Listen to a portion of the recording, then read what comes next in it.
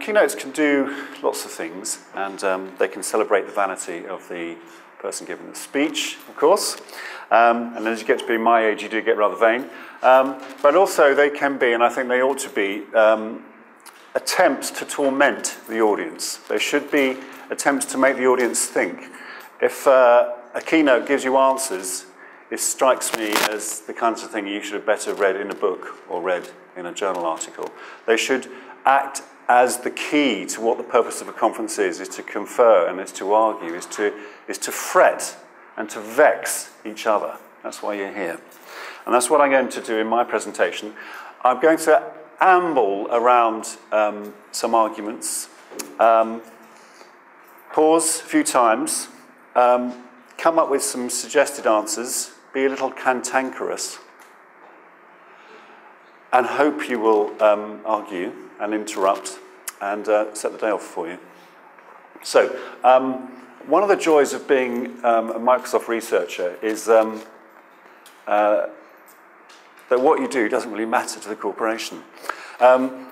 Microsoft's in a very fortunate situation, so it needs to engineer the future so the future looks like today.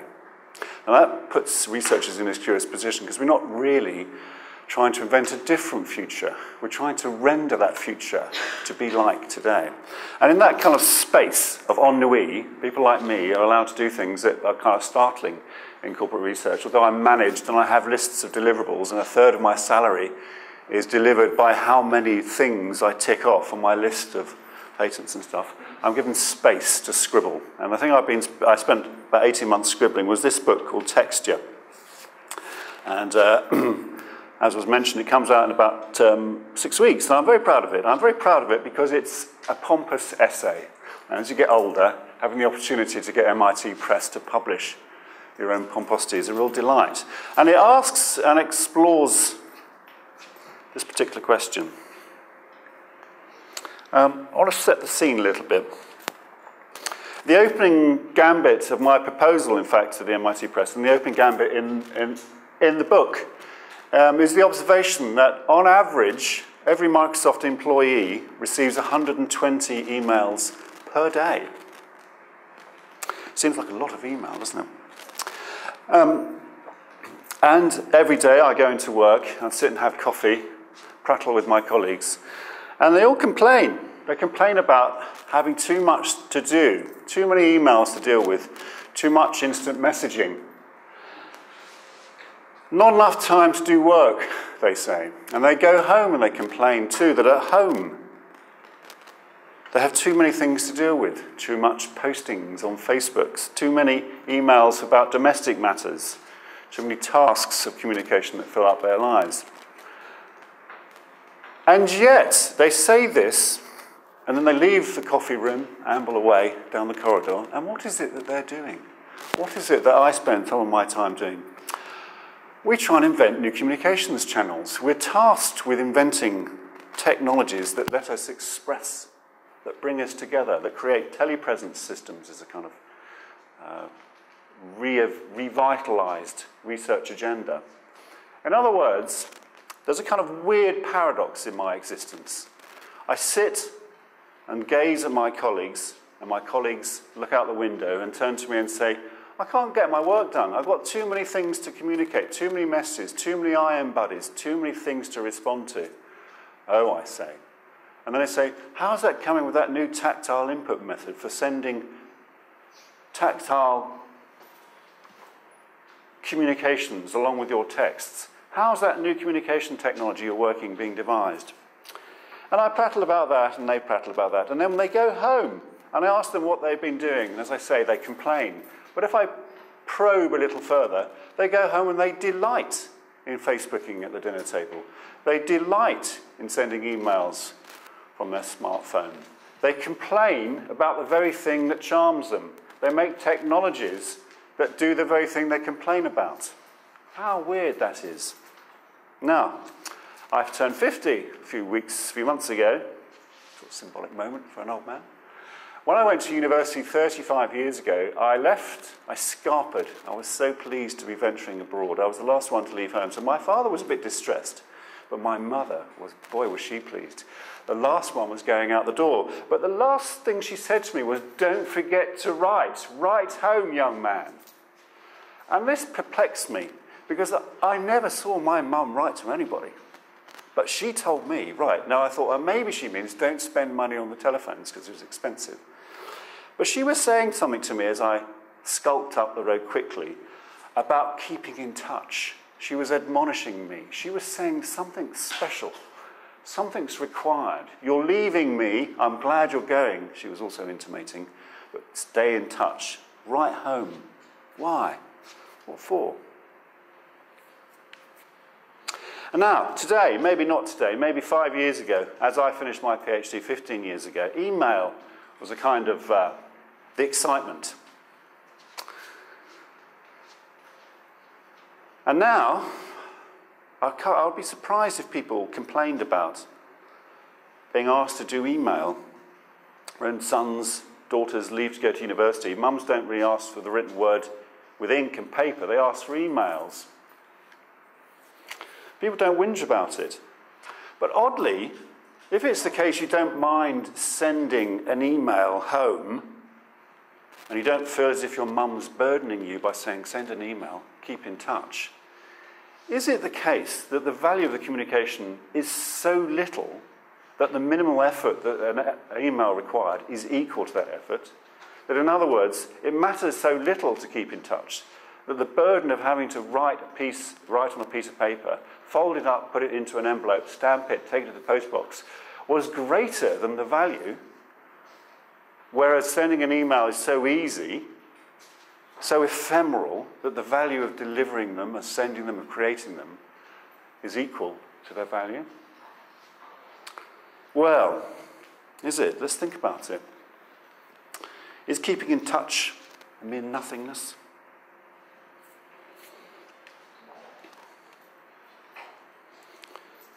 My mother made me feel guilty when I left. I felt guilty in all sorts of ways. I felt guilty for one thing. I quite like the idea of other people sending me letters. I quite like the idea of girls, for example, writing me letters. Girls never had written me letters. I quite like the idea of me writing love letters to girls. I wasn't too keen on the idea of my mother writing to me, the embarrassment of a letter from home arriving on the doormat of my student accommodation, and all my male friends slinking around the kitchen, giggling at the telling offs that presumably I'd have. But nevertheless, I had a sense that maybe there is something special when you communicate. Maybe something's going on which binds people. Now, if I desired to bind myself to girls through the written word and wanted to run away from the binding that my mother wanted to impose upon me, isn't there nevertheless something in the binding that you might explore? Isn't there, if you like, a cultural practice? Well, as it happens, there's some interesting books. David Henking, for example, an American historian, has looked at the postal age, as he calls it, and the cultural practice of sending these old-fashioned things. Some tautologies.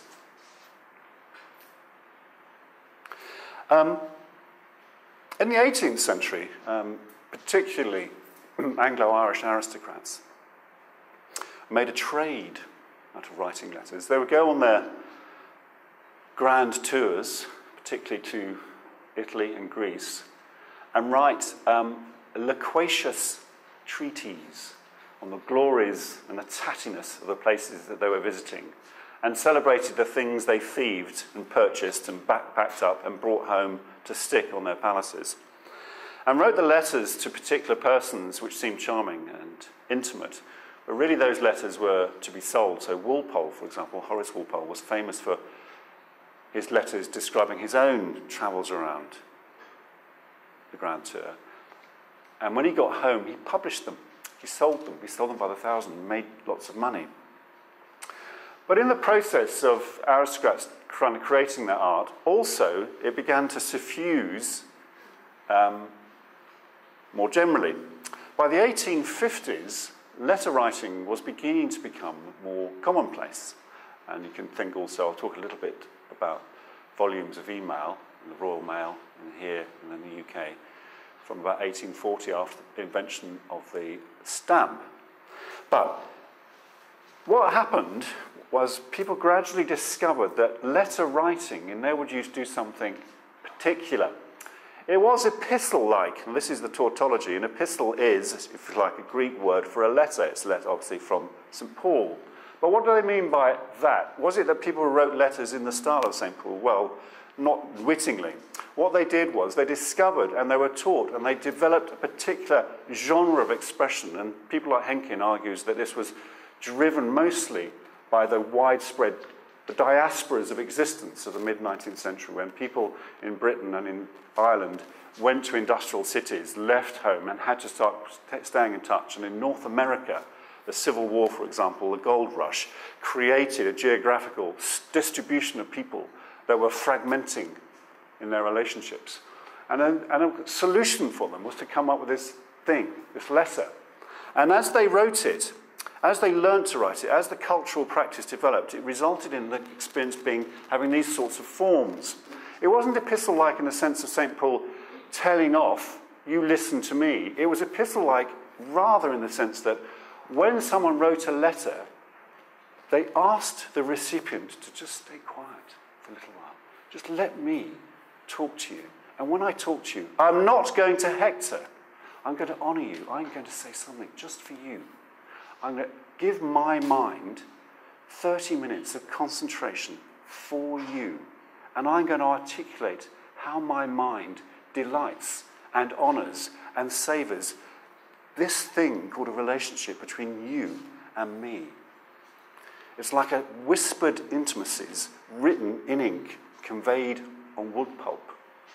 It's a special bond that was created and is created between the sender and the recipient. And the recipient knows that when a letter arrives, it's not just a cargo of things they have to put in their pocket. It's a cargo which is transforming the relationship they have with the person who sent it. If you send a letter to someone, this is what Henkin and the other historians argue, you alter the relationship you have with somebody. You create a connection that is magically beyond time, place, bodiliness. The relationship you have with someone that's created when you write to them is different from the relationship. It's bigger than the relationship you have with someone when you just have bodily presence with them. To go to bed with someone might be the ultimate form of communication, but it's limited. Whereas if you do that and write to someone, when you're separated from them, that creates a new extended envelope of human connection. Henkin and others argue that this cultural moment, is the phrase that he uses, has stretched and becomes the centerpiece of our own desire, our own passion, our own idea that communication, being in touch, is what we should do. Is there any chance? Can I drink this water? Yeah.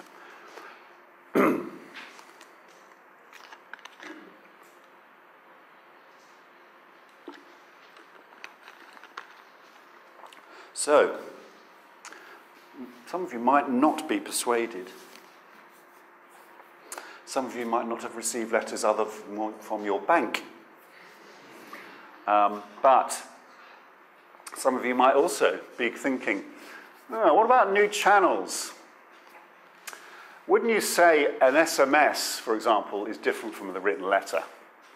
Wouldn't you say an email is different? I mean, one of the reasons why writing a letter sort of does transform the relationship we have with someone is because it is a pain in the arse to do it.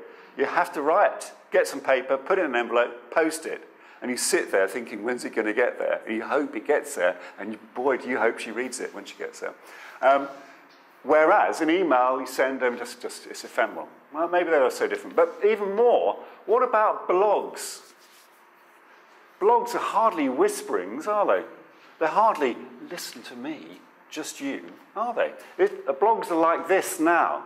Me, with this fantastic audience that are obliged to listen to me. The weird thing about blogs, of course, is no one's obliged to listen to you, but you post a blog imagining you're going to have an audience. It's a fantastic vanity. How can there be a relationship? Is there a relationship between, if you like, the one-to-one, the whispered intimacies, this cultural practice that people like Henkin said,